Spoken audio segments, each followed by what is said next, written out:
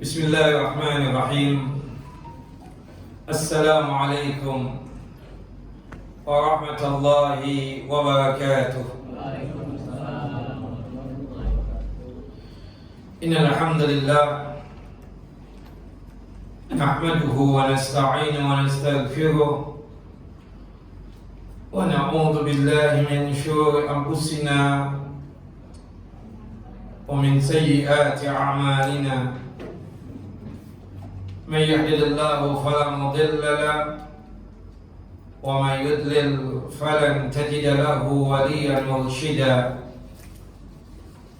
أشهد أن لا إله إلا الله وحده لا شريك له وأشهد أن محمدا عبده ورسوله ولقد قال الله تعالى في القرآن العظيم يا أيها الذين آمنوا اتقوا الله حق تقاته ولا تموتن إلا وأنتم مسلمون وبعد فبسخط صدري ويسر لي أمري واحلل عقدة من لساني يفقهوا قولي اللهم انفعنا بما علمتنا وعلمنا ما ينفعنا وزدنا علما اللهم إنا نعوذ بك من زوال نعمتك وفجأة نقمتك وتحول عافيتك وجميع سخطك اللهم إنا نعوذ بك من جهد البلاء ودرك الشقاء وسوء القضاء والشماتة الأعداء اللهم إنا نعوذ بك من عذاب جهنم ومن عذاب القبر ومن فتنة المحيا والممات ومن شر فتنة المسيح الدجال إخواني وأخواتي في الدين أعزني وأعزكم الله. Bapak dan Ibu yang dimuliakan oleh Allah Jalla wa'ala, Majlis Ta'lim Masjid Ulul Albab yang selalu dalam lindungan dan penjagaan Allah Jalla Jalaluh, melanjutkan kajian kita, pembacaan kitab 35 Amal Pelebuh Dosa karya Syekhah Fatim binti Abdul Aziz hafizahullah. Semoga Allah Jalla wa'ala selalu menjaga dan melindungi beliau. Kita masuk kepada al-amalus salis, amalan yang ketiga, yaitu ittiba' Rasulullah sallallahu alaihi wasallam, mengikuti Rasulullah SAW. Arti mengikuti di sini maksudnya adalah menghidupkan sunnah Nabi SAW dan mengamalkan sunnah Nabi Sallallahu Alaihi Wasallam. Mengikuti Rasulullah SAW itu artinya adalah beragamanya kita sesuai dengan apa yang dituntunkan oleh Nabi SAW, beribadahnya kita sesuai dengan ajaran Rasulullah SAW, termasuk juga mengikuti dan mencontoh Nabi dalam bersikap dan berakhlak. Nah, jamaah yang dimuliakan oleh Allah Jalla Jalaluh, ada keistimewaan dan keutamaan mengikuti Nabi kita Muhammad SAW dalam masalah beragama ini.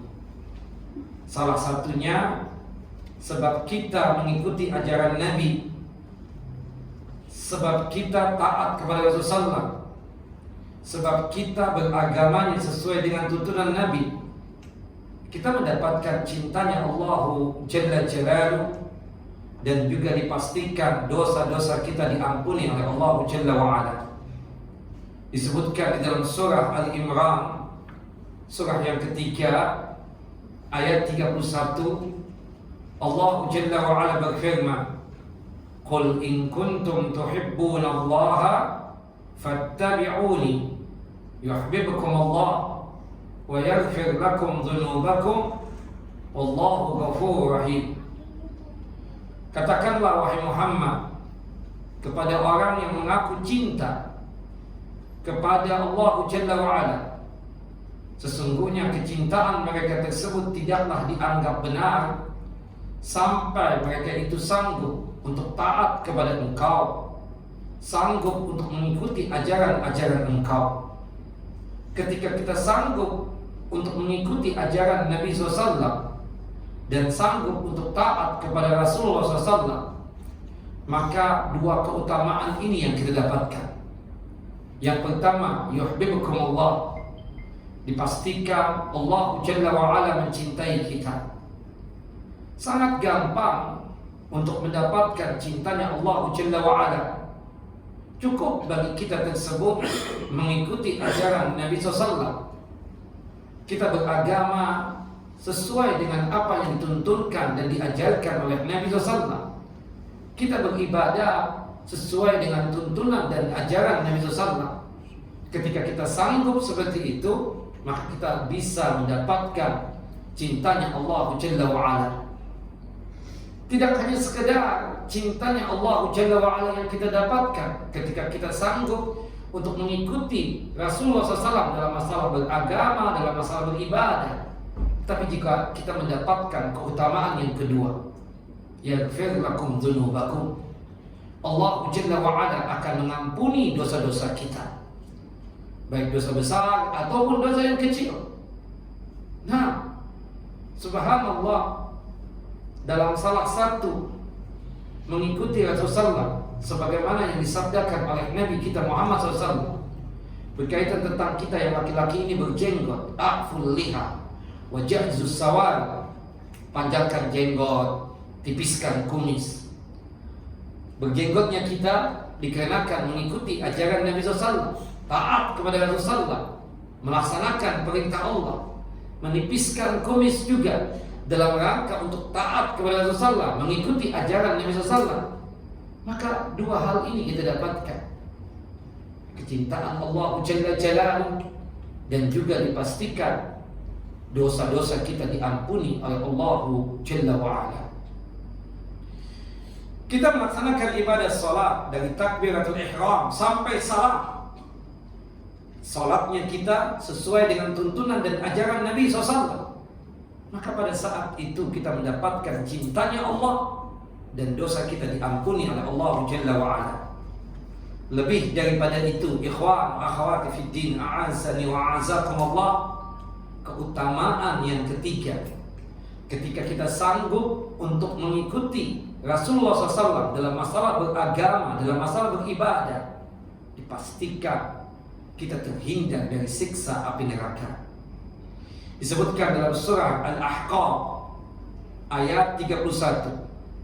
Surah Al-Ahqaf ayat 31. Allah Jalla wa'ala berfirman, ya qaumana ajibu da'i Allahi wa aminu bihi yaghfir lakum min dhunubikum wa yujirkum min adabin alim. Wahai kaum kami, terimalah dakwah orang yang mengajak engkau kepada Allah, dan berimanlah kepada Allah Jalla wa'ala. Niscaya Allah Jalla wa'ala akan mengampuni dosa-dosa kalian dan akan melepaskan kalian dari azab yang pedih. Kata Al-Imam At-Tabari rahimahullah rahmatan wasi'ah, ketika beliau menafsirkan ayat ini, maksud da'i Allah, orang yang menyuruh dan mengajak kepada Allah Jalla wa'ala, beliau adalah Rasulullah, Nabi kita Muhammad SAW. Maksudnya apa? Penuhilah seruan Nabi Muhammad untuk taat kepada Allah Jalla wa'ala. Benarkanlah apa yang dibawa oleh Nabi Muhammad SAW. Tegakkanlah perintahnya, kemudian tinggalkanlah larangannya, sehingga Allah Jalla wa'ala akan mengampuni dosa-dosa kalian, akan menutupi segala khilaf dan kesalahan kalian, dan tentunya Allah Jalla wa'ala akan menjauhkan kalian dari siksa api neraka.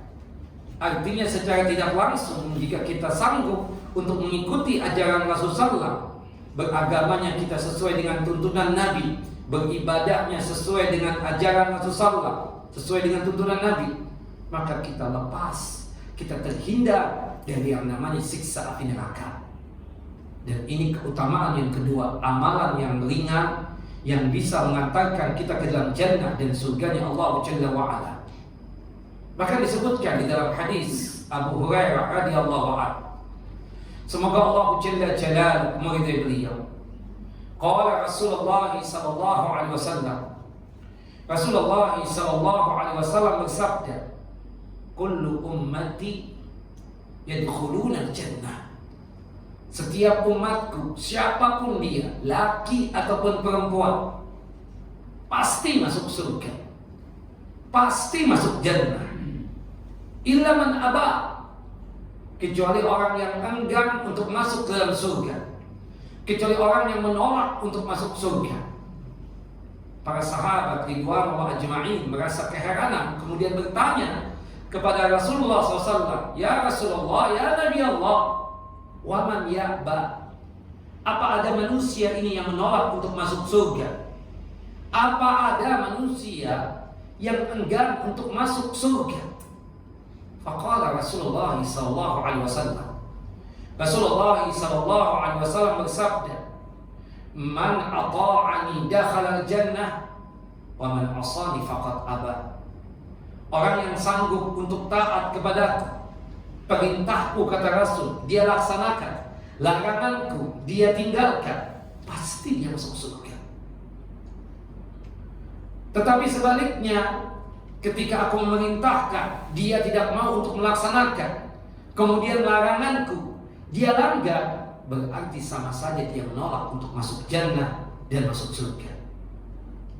Dan ini kita katakan menguatkan orang yang sanggup untuk mengikuti ajaran Rasulullah, yang sanggup beragamanya sesuai dengan tuntunan Nabi, dipastikan masuk ke dalam surga dan terhindar dari siksa api neraka. Nah, kemudian gimana konsekuensi kita ini kepada Rasulullah SAW di dalam masalah cinta kepada Rasulullah? Misal, kita harus membuktikan kita ini cinta kepada Rasulullah SAW sebagai wujud benarnya kesaksian kita kepada Rasulullah. Asyhadu anna Muhammadan abdu wa rasul.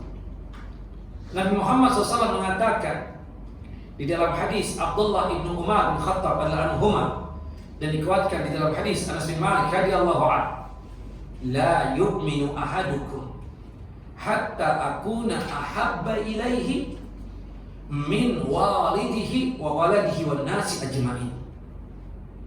Tidak dianggap sempurna iman salah seorang di antara kalian ini sampai dia tersebut sanggup untuk mencintai aku, mencintai Rasulullah, melebihi cintanya dia kepada ayah bundanya, kepada abah uminya. Bapak, ibu, siapa yang tidak cinta dengan abah umi kita? Tapi ketika dibandingkan dengan cintanya kita kepada Rasulullah, maka cintanya kita kepada Rasulullah melebihi cintanya kita kepada abah umi kita. Cintanya kita kepada Rasulullah melebihi cintanya kita kepada anak keturunan kita. Siapa di antara kita ini yang tidak mencintai anak keturunan kita? Semua kita cinta, tapi cintanya kita kepada Rasulullah melebihi cintanya kita kepada anak keturunan kita sendiri. Subhanallah. Sa'ad bin Abi Waqqas radhiyallahu anhu itu mendapatkan ibunya masih kafirah. Ketika mendengar Sa'ad bin Abi Waqqas ini masuk Islam, ibunya protes kepada Sa'ad bin Abi Waqqas. Ya Sa'ad, kalau kamu tidak mau meninggalkan agama Muhammad, aku pastikan aku puasa, tidak mau makan, tidak mau minum sampai mati. Subhanallah, dibujuk oleh Sa'ad bin Abi Waqqas. Makan, mama. Minum, makan, minum, mama. Subhanallah, kata uminya, aku tidak bakalan mau untuk makan dan minum sampai aku mati kecuali engkau meninggalkan agama Muhammad. Apa jawab Sa'ad bin Abi Waqqas? Umi, mama, aku sayang sama mama, tapi Rasulullah SAW lebih aku sayangi. Aku cinta kepada Umi, tapi maaf, aku lebih mencintai Rasulullah. Wallahi demi Allah, seandainya Umi memiliki 8 nyawa, satu persatu keluar dari tubuh Umi, maka Sa'ad tidak bakalan meninggalkan agama Muhammad. Subhanallah. Cintanya Sa'ad dibuktikan dengan ketaatan beliau kepada Nabi Muhammad SAW. Subhanallah. Beliau cinta kepada uminya, tapi Rasulullah lebih dicintai ketimbang uminya sendiri. Termasuk cintanya kita kepada pasangan kita. Siapa bapak yang tidak cinta dengan istrinya? Siapa ibu yang tidak cinta dengan suaminya? Pasti kita cinta dengan pasangan kita. Tapi Rasulullah SAW lebih kita cintai ketimbang pasangan kita sekalipun. Termasuk berkaitan dengan harta. Siapa di antara kita ini yang tidak suka harta? Siapa di antara kita ini yang tidak suka kekayaan? Kata Nabi kita Muhammad SAW, la ba'sa bil qina liman ittaqa. Tidak mengapa menjadi orang kaya asal dibangun kekayaannya di atas ketakwaan. Khudhu ma halla wad'au ma haram. Ambil yang halal dan buang yang haram. Subhanallah. Tetapi di dalam masalah kecintaan kita kepada harta ini, ketika dibandingkan dengan cintanya kita kepada Rasulullah, tentunya kita lebih mencintai Rasulullah ketimbang harta benda kita sendiri. Bayangkan sekelas Abdullah bin Utsman yang sering disebut dengan sebutan Abu Bakar As-Siddiq radhiyallahu anhu, ketika hijrah, beliau orang kaya, orang yang sudah enak di kota suci Makkah, aset di mana-mana, harta berlimpah. Tetapi ketika ada kewajiban berhijrah untuk menemani Nabi SAW, maka seluruh harta tadi ditinggal. Sampai-sampai Nabi SAW mengatakan, ya Abu Bakrin, ma tarakta li ahli.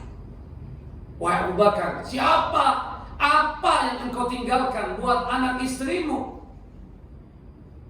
Ketika engkau meninggalkan harta ini seluruhnya, engkau hijrah ke Madinah. Subhanallah. Kata Abu Bakar, Allah dan Rasul, Allah dan Rasul pasti akan menjaga dia dan akan mencukupi segala kebutuhan istri dan anakku. Begitupun juga dengan Suhaib Ar-Rumi, datang dari Syam ke kota suci Makkah dalam kondisi yang fakir, miskin, kemudian bekerja. Allah Jalla wa'ala anugerahkan kekayaan untuk dia. Tapi ketika ada iklan hijrah ke kota suci Madinah, beliau ingin hijrah, ditahan dan ditangkap oleh kaum kafir Quraisy.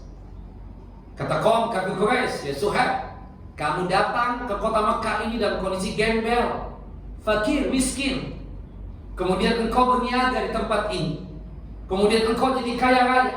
Setelah itu kamu ingin meninggalkan kota Makkah ini untuk hijrah ke Madinah. Tunggu dulu. Kata Suhaib Ar-Rumi, apa yang kalian inginkan dariku? Kamu boleh berhijrah, boleh keluar dari kota suci Makkah ini untuk menuju Madinah, asal hartamu semuanya tinggal di kota suci Makkah.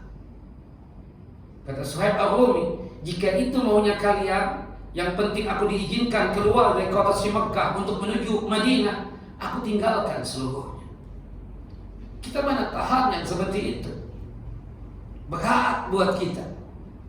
Tapi subhanallah, demi menggapai ridhonya Allah Jalla wa'ala dengan taat kepada Rasulullah, dilakukan oleh sahabat-sahabat seperti itu. Luar biasa mereka cinta kepada Rasulullah.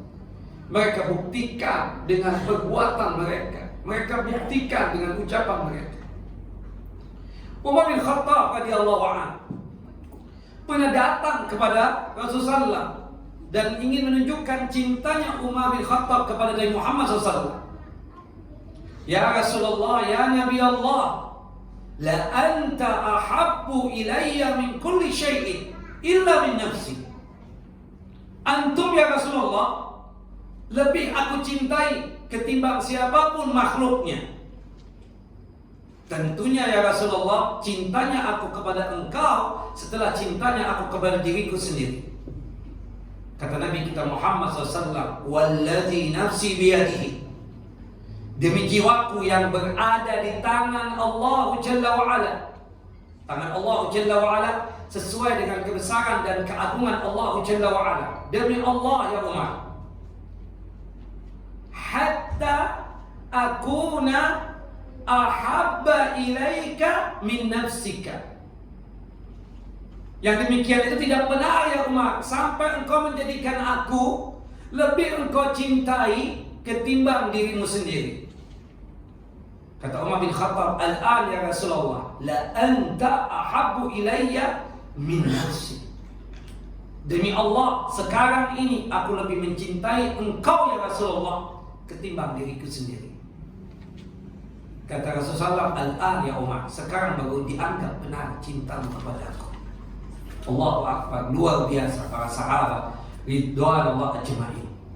Makanya pantas mereka tersebut, kebanyakan mereka mendapatkan ridhonya Allah, masuk ke dalam surga dan terhindar dari siksa api neraka. Dan subhanallah, ini pembuktian di dalam masalah cinta. Dan pembuktian cinta kita kepada Rasulullah dengan taat kepada beliau sallallahu alaihi wasallam. Tadi di mukaddimah kita katakan, di sini Syekhah Fatin menjelaskan amalan ringan kita bisa mendapatkan cintanya Allah. Amalan ringan membuat dosa-dosa kita terampuni, yaitu ittiba, mengikuti Rasulullah. Artinya taat kepada Rasulullah. Dalam surah Al-Imran yang sudah kita bacakan tadi, surah yang ketiga, ayat 31, Allah Jalla wa'ala berfirman, Qul in kuntum tuhibbuna Allah fattabi'uni yuhibbukum Allah wa yaghfir lakum dhunubakum wallahu ghafurur rahim. Katakan wahai Muhammad kepada orang yang mengaku cinta kepada Allah Jalla wa'ala, kecintaan mereka itu tidak dianggap benar sampai mereka tersebut sanggup untuk mengikuti ajaran-ajaran engkau, sanggup untuk taat kepada engkau. Baru Allah mencintai mereka, baru dosa-dosa mereka diampuni oleh Allah Jalla Jalaluhu. Ini kan bukti cinta kita kepada Rasulullah. Taat dong kepada Rasulullah. Apapun perintahnya kita laksanakan, apapun larangannya kita tinggalkan. Ini membuktikan cinta kita kepada Rasulullah SAW. Bahkan dengan taat tadi, jaminannya apa? Masuk surga. Subhanallah. Ada seorang perempuan, ibu-ibu, namanya Ummul Fida. Seorang perempuan yang salehah, qanitah, ta'i'ah, sangat taat kepada Allah Jalla wa'ala dan sangat bertakwa, bahkan qari'ah hafizah, suka membaca Al-Quran dan bahkan hafal Al-Quran tersebut. Tapi subhanallah, ini perempuan tidak paham, tidak mengerti. Mengorok alis dan memotong bulu mata itu terlarang, diharamkan oleh Allah dan Rasulnya, bahkan dikutuk oleh Allah dan Rasulnya. Ummul Fida masih melakukan itu, suka mengorok alis dan memotong bulu mata. Ketemu dengan sahabat yang mulia Abdullah ibn Mas'ud radhiyallahu anhu. Abdullah ibn Mas'ud menegur Ummul Fida, ya Ummul Fida, yang apa yang anti lakukan ini dengan mengorok alis dan memotong bulu mata, mal'unah, dikutuk oleh Allah Jalla Jalaluhu dan Rasulullah SAW, dilaknat oleh Allah dan Rasulnya. Ummul Fida tidak terima. Dia merasa setiap hari baca Al-Quran, bahkan hafal Al-Quran. Ya Aba Abdurrahman, ana qari'ah, ana hafizah. Aku ini setiap hari baca Al-Quran, bahkan aku hafal Al-Quran tersebut. Tapi demi Allah, aku tidak pernah mendapatkan barang satu ayat pun yang melarang aku untuk mengorok alis dan memotong bulu mata. Mana ayatnya? Di surah yang apa? Kata Abdullah bin Mas'ud radhiyallahu anhu, ada di dalam Al-Quran, termaktub dalam surah Al-Hasyr, surah yang ke-59, ayat yang ke-7. Surah Al-Hasyr, surah yang ke-59, ayat yang ke-7. Wa ma ataakumur rasul fakhudhu wa ma nahakum anhu fantahu. Apapun yang datang dari Rasulullah, ambillah. Apapun yang diperintahkan oleh Nabi SAW, laksanakanlah. apapun yang dilarang oleh Rasulullah, tinggalkanlah. Termasuk yang dilarang oleh Nabi, bahkan dikutuk oleh beliau, adalah mengarok alis dan memotong bulu mata. Seketika Ummul Fida mengucapkan taubat, tubtu ilallah, aku bertaubat kepada Allah Jalla wa'ala, dikarenakan kekhilafanku, tidak paham, tidak mengerti, mengarok alis dan memotong bulu mata ini terlarang. Subhanallah. Apakah kita sudah membuktikan cintanya kita kepada Rasulullah dengan taat kepada beliau? Apakah kita sudah membuktikan cintanya kita kepada Rasulullah dengan melaksanakan perintah-perintah Rasulullah? Apakah kita sudah membuktikan cinta kita kepada Rasulullah dengan kita meninggalkan segala apapun yang dilarang oleh Rasulullah? Subhanallah. Pembuktian cinta kita juga kepada Rasulullah adalah tasdiquhu bima akhbar, membenarkan, mengimani, ya, info dan kabar yang datang dari Rasulullah SAW. Subhanallah. Membenarkan, mempercayai, dan mengimani info dan kabar-kabar yang datang dari siapa? Dari Rasulullah SAW. Kita yakin sebagaimana apa yang dikatakan oleh Allah dalam surah An-Najm ayat yang ketiga dan keempat. Wa ma yantiqu 'anil hawa in huwa illa wahyu yuha. Tidaklah Nabi kita Muhammad SAW itu berkata-kata, menghabarkan, menginfokan, menghalalkan, mengharamkan, memerintahkan, melarang, kecuali wahyu yang diwahyukan kepada beliau. Kita yakin yang demikian. Pastinya kita harus membenarkan, pastinya kita harus mempercayai. Jangan sampai nanti Bapak, Ibu ketika disodorkan satu hadis dan ternyata hadis ini, subhanallah, hawa nafsu antum itu berat betul untuk menerimanya, sehingga mengabaikan apa yang telah diinfokan oleh Nabi SAW. Subhanallah. Bapak, Ibu, di dalam masalah membenarkan, mempercayai, dan mengimani kabar-kabar yang datang dari Rasulullah, cukuplah seorang Abdullah bin Utsman yang bernama, yang sering dipanggil dengan sebutan Abu Bakar As-Siddiq radhiyallahu anhu, itu menjadi apa? Menjadi contoh kita dan suri tauladan kita dalam masalah ini.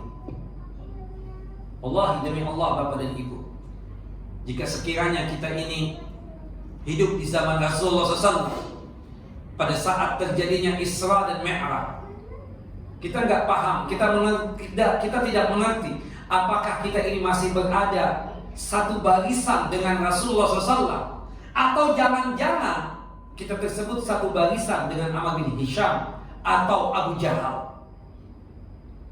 Syukur kita hidup di zaman sekarang yang membuat akal pikiran kita itu bisa menerima tentang Isra dan Mi'raj Nabi SAW. Tapi mungkin kalau kita hidup di zaman itu, mungkin kita menolak itu.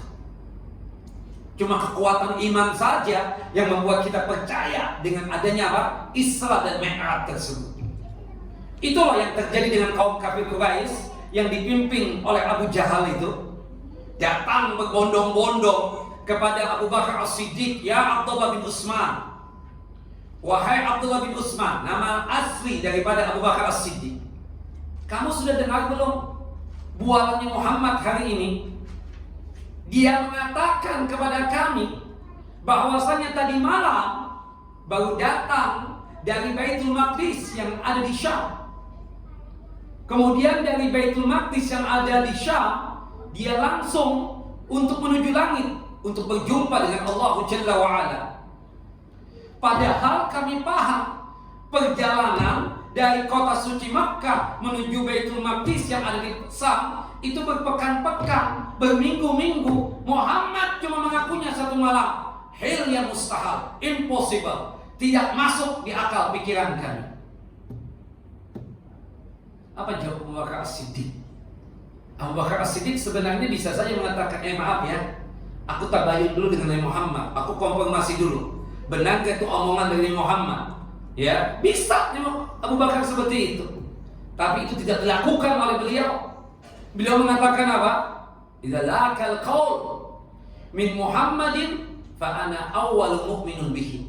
Jika itu ucapan, jika itu statement datang dari Muhammad bin Abdullah, aku orang yang pertama kali yang membenarkannya.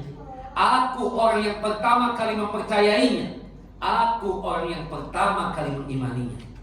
Tapi jika itu cuma sekedar iftira, cuma sekedar bualan kalian untuk memfitnah Nabi SAW, fa antum dhalimun. Sungguh kalian orang yang zalim. Gimana ikhwan? Terkadang disodorkan kepada kita satu hadis Nabi SAW. Terkadang di antara antum itu masih membandingkan dengan akal pikiran dan hawa nafsu antum. Subhanallah, Bapak, Ibu, ini akal pikiran fungsinya untuk mendukung kebenaran, bukan sebagai pembenar. Sekali lagi, ini akal pikiran, fungsi dan manfaatnya sebagai apa? Pendukung kebenaran, bukan sebagai pembenar. Wallahi kalau kita jadikan akal pikiran kita ini sebagai pembenar, rata-rata kita ini sesat. Kenapa? Karena ada dari syariat ini yang tidak masuk akal pikiran kita. Tapi berhubung ada iman, ada Islam, membuat kita percaya, membuat kita yakin. Bukan begitu? Nah, subhanallah, ketika memang itu dari hadis Nabi SAW sahih dari beliau, maka kewajiban kita untuk apa? Untuk membenarkannya, mempercayainya, dan mengimaninya. Itu bukti cinta kita kepada siapa? Rasulullah Sallallahu Alaihi Wasallam. Tapi tidak cukup cuma sekedar taat kepada Rasulullah, membenarkan info dan kabar dari Rasulullah. Bukti cinta kita kepada Rasulullah dengan tahkimu, mengambil hukum dari Rasulullah Sallallahu Alaihi Wasallam.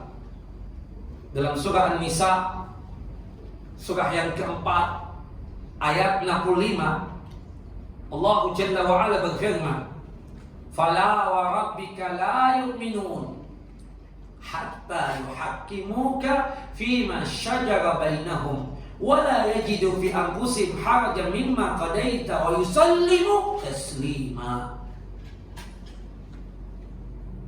Demi Allah, demi Tuhan kalian, mereka itu tidak sempurna imannya. Sampai kapan? Sampai mereka itu mengambil hukum dari engkau wahai Muhammad. Kemudian mereka itu wajib menerima hukum tersebut. Jangan sampai ada perasaan yang tidak enak di qalbu, di hati ini. Dan mereka menerima secara totalitas, kafah. Subhanallah, ini ayat asbabun nuzulnya, sebab turunnya ini ayat, ada dua orang sahabat yang sedang bertikai tentang masalah dunia. Kemudian mereka bersepakat untuk menjadikan Nabi Muhammad sebagai hakimnya mereka. Ketika dua orang sahabat ini menyampaikan hajat mereka, kemudian diputuskan oleh diputuskan oleh Rasulullah, hukumnya seperti ini, ketetapannya seperti ini. Ada salah seorang dari dua orang sahabat ini yang merasa tidak enak di hati. Kau Nabi Muhammad, kau memutuskan seperti itu. Subhanallah, seketika turun ayat ini. Surah An-Nisa, surah yang keempat, ayat 65. Subhanallah. Nah, ini berkaitan dengan dunia, apalagi berkaitan dengan agama, din. Tentunya kita wajib untuk mengambil apa? Hukum-hukum dari Nabi Muhammad Sallallahu Alaihi Wasallam. Cukuplah bagi kita imam yang empat. Siapa dia? Siapa mereka? Imam Abu Hanifah. Yang kedua, Imam Malik. Yang ketiga, Imam Asy-Syafi'i. Yang keempat, Imam Ahmad bin Hanbal. Menjadi contoh dan suri tauladan kita. Bagaimana mereka itu mengajarkan kepada kita wajibnya untuk mengambil hukum dari Nabi kita Muhammad Sallallahu Alaihi Wasallam. Imam Abu Hanifah misalnya mengatakan apa? La yahillu li ahadin ay ya'khudha min aqwalina illa an ya'rifa min aina akhadna. Tidak halal, haram bagi dia untuk mengambil pendapat-pendapat kami, untuk mengambil fatwa-fatwa kami, kecuali dia itu paham, mengerti dari mana kami mengambilnya, dari mana sumbernya, apakah dari Al-Quran ataukah sunnah Nabi SAW. Subhanallah. Atau jangan-jangan hawa nafsu kami saja. Allah Akbar. Kalau kita mengaku diri bermadhabkan Hanafi, seharusnya kan mencontoh dari apa yang dinasihatkan kepada kita oleh Imam Abu Hanifah. Beliau tidak ingin kita cuma sekedar ikut-ikutan. Inginnya beliau tersebut agar kita yang mengaku diri madhab Hanafi mengambil hukum dari Nabi Muhammad sallallahu alaihi wasallam. Begitupun juga Imam Malik rahimahullah rahmatan wasi'ah. Ketika khutbah Jumat di Masjid Nabawi yang ada di kota suci Madinah, beliau menyampaikan pesan yang sangat luar biasa. Kullu qawlin yu'khadhu wa yurad illa sahibu dzalikal qubur. Setiap pendapat, setiap pemikiran, setiap fatwa bisa diterima, bisa juga ditolak, kecuali pemilik kuburan itu. Kecuali yang datang dari Nabi Muhammad SAW, tidak bisa ditolak. Subhanallah. Termasuk juga Imam Syafi'i rahimahullah rahmatan wasi'ah. Beliau mengatakan seperti ini. Kullu mas'alatin aqulu fiha bi khilafi sunnati Nabi SAW fa ana uraji'u anha fi hayati wa ba'da mamati. Setiap permasalahan yang berkaitan dengan din dan agama ini, aku ikut serta berkomentar di dalamnya. Aku ikut serta berpendapat di dalamnya. Bahkan aku berfatwa di dalamnya. Ternyata pemikiranku, pendapatku, fatwaku bertentangan dengan sunnah Nabi SAW.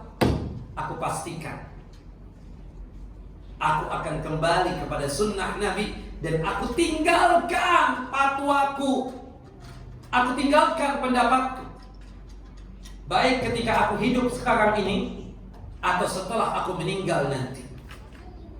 Subhanallah, ketika beliau hidup, beliau mengatakan, subhanallah, jika kalian mendapatkan ada fatwaku, ada pemikiranku, ada pendapatku yang bertentangan dengan ajaran Quran dan Sunnah, tinggalkan.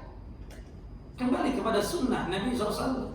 Atau nanti aku sudah meninggal dunia, ternyata ada pendapatku, fatwaku, pemikiranku yang bertentangan dengan sunnah, tolong tinggalkan fatwaku, ambil sunnah Nabi SAW. Subhanallah, ketika beliau ada di Mesir, ketika memberikan kajian, ada seorang Mesir sambil berdiri mengatakan, ya Imam, ini bersamaku ada satu hadis Nabi SAW yang ternyata ini hadis bertentangan dengan pendapatmu, bertentangan dengan fatwamu. Yang mana yang wajib untuk aku ikuti? Apakah hadis Nabi SAW ataukah fatwamu dan pendapatmu? Imam Syafi'i marah kepada orang tersebut. Syub ya akhi, seandainya aku ini menghalalkan khamar, apakah engkau juga ikut menghalalkan khamar? Syub ya akhi, kalau seandainya aku menghalalkan zina, apakah engkau juga ikut menghalalkan zina? Ya akhi, seandainya aku menghalalkan yang Allah Jalla wa'ala haramkan, apakah engkau ikut juga menghalalkan? Ya akhi, seandainya aku mengharamkan sesuatu yang Allah halalkan, apakah engkau juga ikut mengharamkan? Wallahi, idza dzakal hadis sahih fahuwa madhhabi. Seandainya hadis yang engkau bawakan itu betul-betul dari Nabi SAW, itulah madhabku dan itulah pendapatku. Subhanallah. Itu Imam Syafi'i rahimahullah rahmatan wasi'ah. Beliau menuntun kita, membimbing kita agar selalu mengambil apa? Hukum-hukum dari Nabi kita Muhammad sallallahu alaihi wasallam.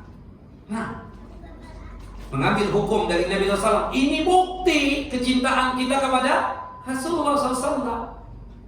Nah, kemudian termasuk bukti cinta kita kepada Rasulullah SAW adalah ibadah bimasyara.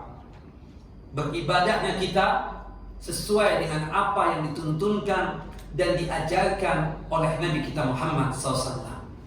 Jamaah, Bapak dan Ibu yang dimuliakan oleh Allah Jalla wa'ala, Syariat ini sempurna tidak? Sempurna. Ibadah yang diajarkan oleh Nabi SAW sempurna tidak? Sempurna. Nah, ketika khutbah Arafah, pada saat Nabi SAW melakukan Hajjatul Wada, haji yang pertama buat beliau sekaligus haji yang terakhir buat beliau, karena 81 hari setelah wukuf di Arafah tersebut beliau mangkat, beliau meninggal dunia. Dan tidaklah Allah Jalla wa'ala mewafatkan seorang Rasul atau seorang Nabi kecuali Nabi dan Rasul tersebut sempurna menyampaikan amanah Allah Jalla wa'ala kepada umat ini.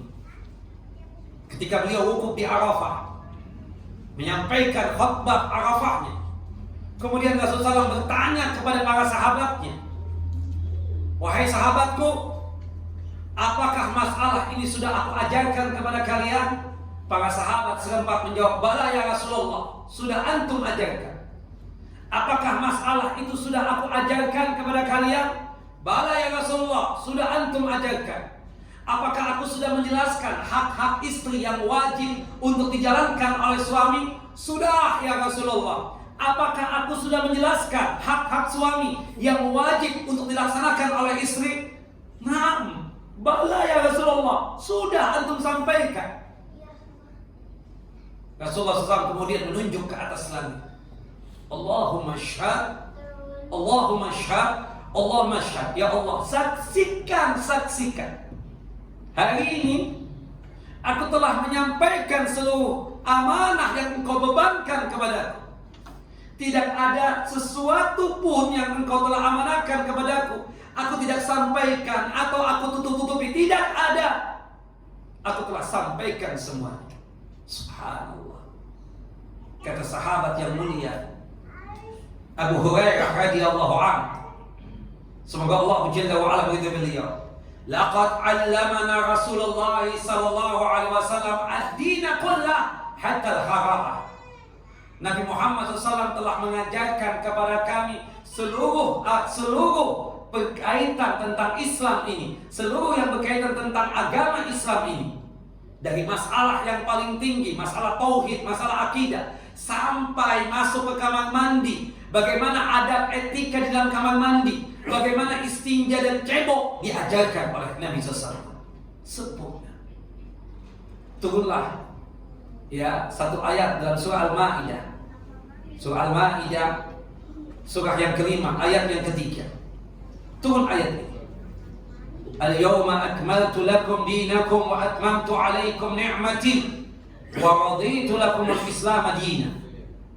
Pada hari itu, tepatnya di hari Jumat, pada saat Rasulullah wukuf di Arafah, turunlah ayat ini, yang dimana Allah mengatakan Islam ini telah sempurna. Arti sempurna itu tidak perlu ditambah dan tidak perlu dikurangi. Seperti botol ini, penuh dengan air, full. Kalau kita tambahin, ini akan menjadikan meja ini basah. Tidak pula untuk dikurangi, full. Subhanallah. Dan aku ridha agama Islam ini kalian anut. Allahu Akbar. Allah telah sempurnakan tentang nikmat Islam dan iman ini. Allahu Akbar. Dan Allah ridha Islam ini kita anut. Allahu Akbar. Kata Imam Malik rahimahullah rahmatan wasi'ah ketika mengomentari ayat ini, "Man lam yakuni syai' fi zamanin Nabi SAW wa ashabih lam yakuni syai' fi zamanil an." Sesuatu yang tidak ada ajarannya di zaman Nabi SAW dan para sahabat ridwanullah ajmain, maka tidak pantas ajaran tersebut untuk diada-adakan di zaman kita sekarang ini. Imam Malik mengatakan itu di zaman beliau, yang kemungkinan besar kita katakan bid'ahnya masih sedikit dibandingkan zaman sekarang. Beliau mengatakan itu sesuatu yang tidak ada ajarannya di zaman Nabi dan di zaman para sahabat, tidak pantas, tidak layak untuk diada-adakan di zaman sekarang ini. Man ittada'a bid'atan fara'a hasanatan faqad za'ama anna Rasulullah khana hadhihi risalah. Barang siapa yang membuat hal baru dalam masalah beragama dan dia menganggap apa yang dia bikin tadi berkaitan dengan amalan atau ajaran, dia anggap baik, dianggap apa? Baik oleh dia. Berarti apa? Ya, sama saja menuduh Nabi Muhammad SAW telah berkhianat terhadap risalahnya Allah Jalla wa'ala. Man ibtada'a bid'atan fara'a hasanatan faqad za'ama anna Rasulullah khana hadhihi risalah. Bapak, Ibu, harusnya kita merasa puas dengan apa yang diajarkan oleh Nabi SAW. Kalau kita masih mencari ajaran-ajaran yang lain selain dari apa yang diajarkan oleh Nabi Muhammad SAW, berarti kita ini belum puas dengan apa yang diajarkan oleh Nabi SAW. Harusnya kita merasa puas dengan apa yang diajarkan oleh Nabi SAW. Dan pengajaran Nabi SAW lengkap lagi sempurna. Bukankah Rasulullah mengatakan khairul huda huda Muhammad SAW?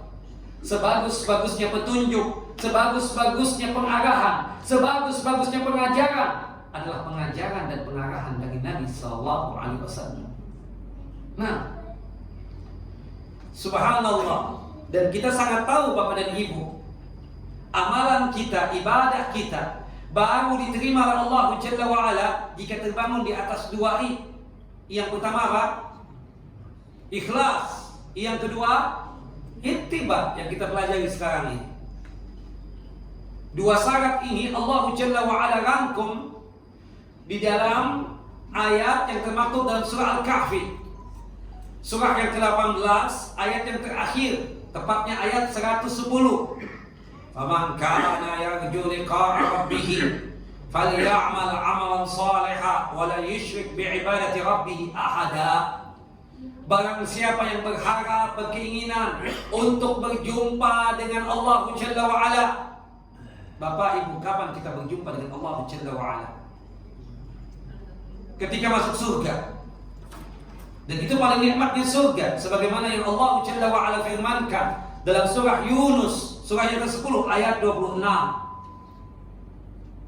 Subhanallah. Apa yang harus kita lakukan untuk mendapatkan paling nikmatnya surga ini? Faly'amal 'amalan shalihan. Hendaknya kita melakukan amal saleh. Kata Al-Qadhi Iyad dan Al-Imam Ibnu Katsir, yang disebut dengan amal saleh itu adalah amalan yang sesuai dengan tuntunan dan ajaran Nabi SAW. Ibadah yang sesuai dengan tuntunan dan ajaran Nabi SAW. Ketika kita beramal yang sesuai dengan tuntunan dan ajaran Nabi tadi, wala yusyrik bi'ibadati rabbi ahada, harus ikhlas. Beramal sesuai dengan tuntunan Nabi, ittiba, jangan menyekutukan Allah, artinya ikhlas. Nah, subhanallah, ikhlas dan ittiba. Ikhlas masalah hati, yang bisa menilai kita ikhlas atau tidak kitanya sendiri dan Allah. Tapi kita bisa mengatakan, oh si fulan sesuai dengan sunnah, oh si fulan tidak sesuai dengan sunnah amal ibadahnya. Kenapa? Oh begini. Bisa kita nilai. Subhanallah. Itu bisa untuk kita katakan, bisa untuk kita mention, bisa untuk kita habarkan yang demikian berkaitan dengan masalah ittiba. Tapi pertanyaannya, apakah amal ibadah yang kita kerjakan selama ini memang betul-betul sesuai dengan sunnah Nabi SAW ataukah tidak? Bagaimana caranya agar amal ibadah kita yang kita kerjakan selama ini, kita paham, kita mengerti, kita ini memang sesuai dengan sunnah Nabi, ya, sesuai dengan ajaran Nabi SAW. Bagaimana cara mengetahuinya? Ada 6 hal. Ada 6 hal agar kita ini bisa paham, bisa mengerti amal ibadah yang kita kerjakan selama ini sesuai dengan sunnah. Yang pertama adalah ma'rifatus sabab, mengetahui sebab, maksudnya dalil. Setiap kali ada seorang ustaz mengajarkan satu amalan, Bapak dan Ibu, pastikan si ustaz yang mengajarkan itu sesuai dengan dalil. Ketika sang ustaz itu mengajarkan satu amal ibadah kepada Bapak Ibu, ternyata dia tidak menyebutkan dalil, hujjah, baik dari Al-Quran ataupun sunnah Nabi, patut untuk ditanya ke ustaz. Ustaz afwan, 2 jam antum ceramah, antum mengajarkan kami satu amalan, tapi antum tidak menyebutkan barang satu dalil pun, baik dari Al-Quran ataupun sunnah. Ini untuk menjaga diri kita. Kita bukan ikut ustaz, kiai, ya, tuan guru, tidak. Yang kita ikuti siapa? Nabi Muhammad SAW. Itibanya kita kepada siapa? Rasulullah. Maka sangat wajar kita menanyakan hal itu kepada seorang ustaz ketika dia mengajarkan satu amalan atau satu ibadah sesuai tidak dengan dalilnya. Semua ibadah yang kita kerjakan, sholat yang 5 waktu, pasti ada dalilnya. Kita mengerjakan qobliyah dan ba'diyah, ada dalilnya, kita paham. Salat duha yang kita kerjakan, tahajud dan witir yang kita kerjakan, ada dalilnya. Nah, itu untuk amal, dalilnya ada enggak? Kan seperti itu. Baik dari Al-Quran ataupun sunnah Nabi. Dan kita jangan malu untuk menanyakan hal itu kepada sang ustaz ketika berkaitan dengan satu amalan yang ingin kita amalkan dan kebetulan kita belum paham dalilnya. Jangan-jangan apa yang kita amalkan salah nanti. Kenapa tidak ada dalil? Itu yang pertama. Untuk mengetahui agar kita ini betul-betul di atas sunnah, ma'rifatus sabab, artinya mengetahui sebab itu mengetahui dalil, baik dari Al-Quran ataupun sunnah Nabi. Yang kedua, supaya kita paham, mengerti kita ini di atas sunnah Nabi sesuai dengan ajaran Rasulullah, dengan cara bagaimana? Ma'rifatul qadar, mengetahui porsinya ibadah. Semua ibadah itu ada porsinya Bapak Ibu. Salat subuh berapa rakaat? 2 rakaat. Zuhur 4 rakaat. Asar 4 rakaat. Maghrib 3 rakaat. Isya 4 rakaat. Ada kadarnya. Start, Anda baru hijrah. Anda ingin salat subuh itu 10 rakaat. Boleh tidak? Tidak boleh. Ada kadarnya. Subhanallah. Qobliyah subuh berapa rakaat? 2 rakaat. Raka'ata al-fajri khairun minad dunya wa fiha. 2 rakaat qobliyah subuh lebih bagus daripada dunia dan seisinya. Subhanallah, ada seseorang yang mampir ke masjidnya Al-Imam Sa'id bin Musayyib. Kebetulan waktu itu salat subuh. Dia memperhatikan ini orang mengerjakan qobliyah subuh 8 rakaat. 8 rakaat. Qobliyah subuh 8 rakaat. Imam Sa'id bin Musayyib dengan sabarnya menunggu orang itu sampai selesai sholat. Setelah selesai sholat, Imam Sa'id bin Musayyib menghampiri orang tersebut. Maaf ya akhi, mata anak ini gak khianat. Tadi anak lihat antum mengerjakan 8 rakaat. Itu sholat apa? Orang ini dengan pedeknya, dengan penuh keyakinannya mengatakan qobliyah subuh. Kata Imam Sa'id bin Musayyib, bukankah Ibunda Aisyah menghabarkan dari Nabi SAW bahwasanya qobliyah subuh itu cuma 2 rakaat, raka'ata al-fajri khairun minad dunya wa fiha. 2 rakaat qobliyah subuh lebih bagus daripada dunia dan seisinya. Orang ini marah. Kemudian mengatakan, "Hei Imam, emang kalau anak sholat Allah Jalla wa'ala akan menyiksa anak, akan mengazab anak, akan melempar anak ke dalam neraka?" Subhanallah, kata Imam Sa'id bin Musayyib, ya akhi, ana pastikan antum jika sholat Allah Jalla wa'ala tidak mengazab antum, tidak menyiksa antum, tidak melempar antum ke dalam siksa api neraka. Tapi ana bisa memastikan antum akan diazab, akan disiksa, dan akan dilempar ke dalam neraka ketika antum menyelisihi nabinya antum, yaitu Nabi Muhammad SAW. Ya akhi, qobliyah subuh cuma 2 rakaat, bukan 8 rakaat. Allah Akbar. Ada kadarnya. Nah, kita melempar jamarat, jenisnya kan batu. Kadarnya, ukurannya berapa? Seukuran kacang merah itu. Gak boleh lebih daripada itu. Ada seorang sahabat ketika melempar jamarat, batu besar yang dia mau lempar, kata Nabi, iya kawal guluk.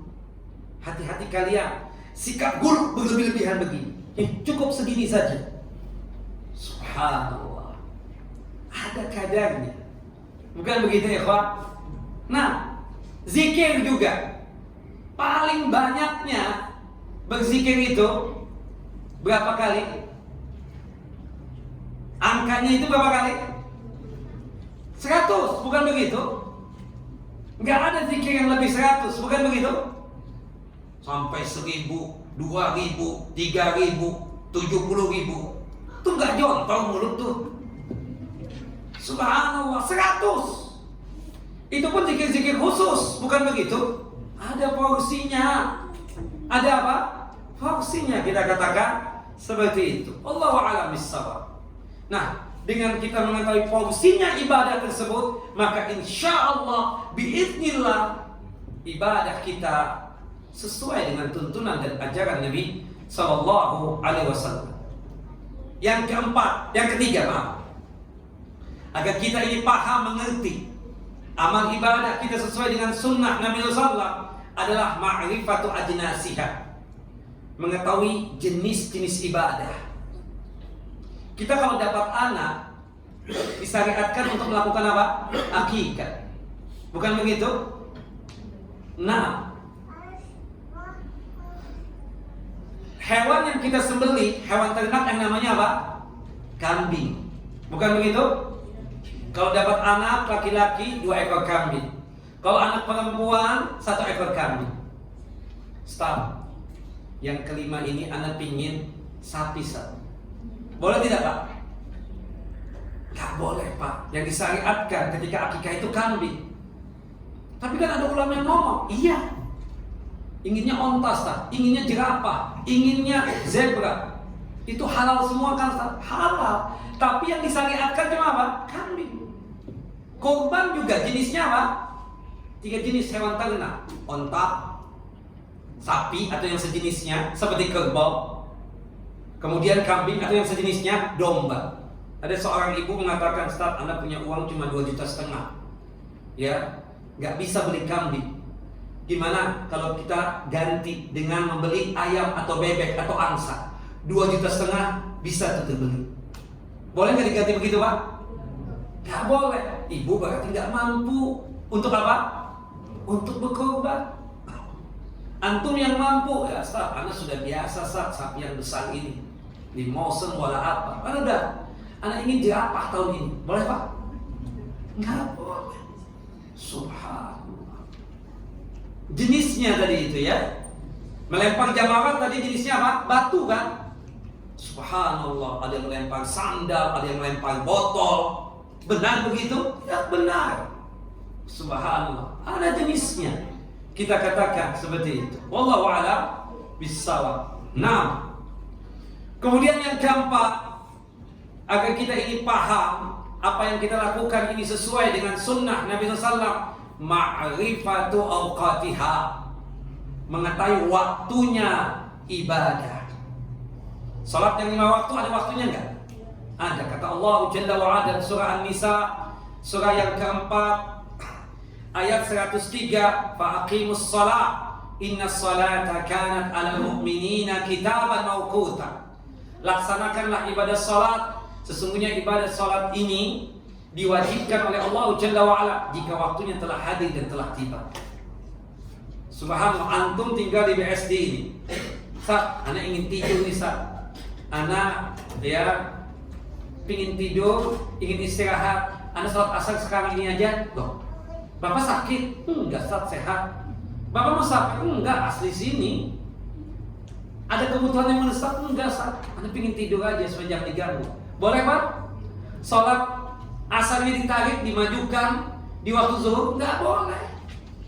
Kecuali ada alasannya, musafir, sakit, atau kebutuhan yang mendesak. Nah, subhanallah, ada waktunya. Seperti kurban, waktunya itu di bulan Dzulhijjah. Berapa hari? Allahu Akbar. Berapa hari? La ilaha illallah. Berapa hari? 4 hari. Tanggal 10 Dzulhijjah, Idul Adha, setelah sholat Idul Adha. Nggak sanggup tanggal 11, nggak sanggup tanggal 12, nggak sanggup tanggal berapa? 13. Akikah, ada waktunya nggak? Ada. Di hari yang keberapa? Ke-7. Kalau nggak sanggup, hari keberapa? 14. Kalau nggak sanggup, hari ke-21. Sesuai dengan dalil dan hujjah. Nah, ada waktunya. Kita katakan seperti itu. Nah, wajib berzakat juga ada waktunya. Haul. Hitungan 1 tahun, bukan begitu? Jadi yang anak keluarkan tiap hari itu zakat apa sedekah? Sedekah itu, Pak. Zakat itu setiap tahun ada hitungannya, ada waktunya untuk kita keluarkan. Nah, subhanallah, semua itu ada waktunya kita katakan. Nah, dengan kita paham dengan waktu-waktu ibadah tadi, maka insya Allah, biiznillah, kita itu akan beribadahnya sesuai dengan tuntunan dan ajaran Nabi Sallallahu Alaihi Wasallam. Kemudian yang kelima, nah, ma'rifatu makaniha, mengetahui tempat-tempat ibadah. Kita sangat paham ya, salat yang 5 waktu bagi laki-laki dikerjakan di mana? Di masjid. Subhanallah, i'tikaf tempatnya di mana? Di masjid. Boleh nggak i'tikaf di rumah? Nggak boleh. Allah mengatakan di dalam surah Al-Baqarah surah yang kedua ayat 187, "Wala taqrabuhunna wa antum 'akifuna fil masajid." Janganlah kalian mendekati istri kalian padahal kalian sedang i'tikaf di masjid. Artinya i'tikaf di mana tempatnya? Di masjid, bukan di rumah. Subhanallah, melaksanakan ibadah haji tempatnya di mana? Di kota suci Makkah. Bukan begitu? Melaksanakan ibadah haji, ibadah umrah tempatnya apa? Di Makkah. Ustaz, lama Ustaz, nunggu haji Ustaz. Duit ada, fisik kuat, tapi nggak keluar pisahnya Ustaz. Dan kebetulan di daerah sini punya tanah ratusan hektar. Gimana kalau kita bikin Arafah-Arafahan, Musdalifah-Musdalifahan, atau misalnya Mina-Minaan, ada Ka'bahnya juga. Pak, yang ada antum ditangkap oleh pihak yang berwajib. Antum dianggap orang gila atau majnun karena melakukan ibadah haji di daerah antum sendiri. Ibadah haji itu adanya di mana? Di kota suci Makkah. Bukan begitu? Nah, subhanallah, ada tempatnya kita katakan. Wallahu a'lam bishawab. Nah, jadi dengan kita mengetahui tempat-tempat ibadah tersebut, maka insya Allah biiznillah kita beramalnya, beribadahnya sesuai dengan apa yang dituntunkan dan diajarkan oleh Nabi Sallallahu Alaihi Wasallam.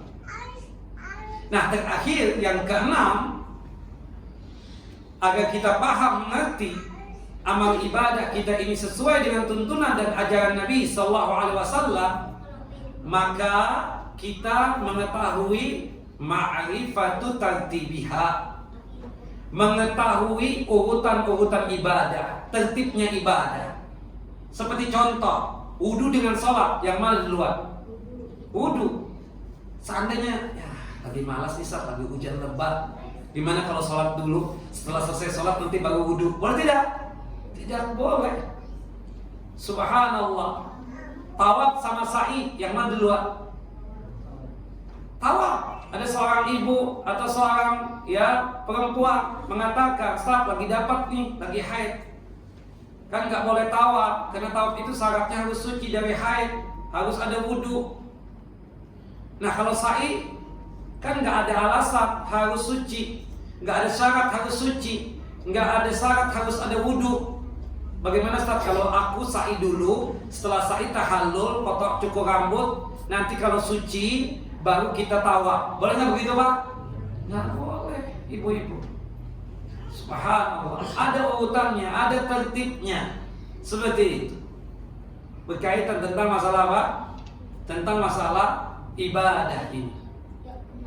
Salat, berdiri, ruku, i'tidal, sujud, duduk di antara dua sujud dan seterusnya. Ada apa? Tertibnya kita katakan. Jangan sampai kita tersebut di dalam masalah tertib ini menyelisihi dari apa yang diajarkan oleh Nabi kita Muhammad Sallallahu Alaihi Wasallam. Nah, ini 6 cara agar kita bisa paham, mengerti ibadah yang kita kerjakan ini sesuai dengan tuntunan dan sesuai dengan ajaran Nabi Sallallahu Alaihi Wasallam. Yang pertama tadi apa, ikhwan? Ma'rifatus sabab, mengetahui dalil, hujjah. Yang kedua apa? Ma'rifatul qadar, mengetahui porsinya ibadah. Karena ibadah itu ada porsinya. Seperti itu.